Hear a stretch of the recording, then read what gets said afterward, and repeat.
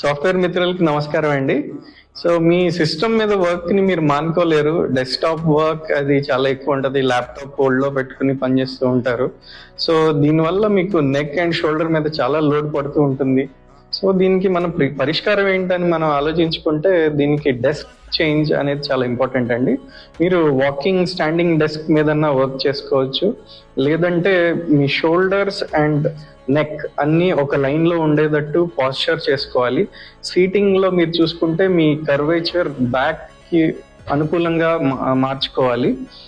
దాంతోపాటు మీ సిస్టమ్ ఎప్పుడైతే మీరు ఓపెన్ చేస్తారో మీ గూనిగా కూర్చుని పని చేసుకునే కంటే మీ సిస్టమ్ ని ఇన్క్లినేషన్ లో ఉంచే విధంగా ఉండే డెస్క్ అండ్ టేబుల్స్ తో మీరు అప్రైట్ పాస్చర్ లో నెక్ మూమెంట్స్ తో కాకుండా మీ ఐ మూమెంట్స్ తో పని చేసుకునేటట్టు మీరు డిజైన్ చేసుకోవాలి.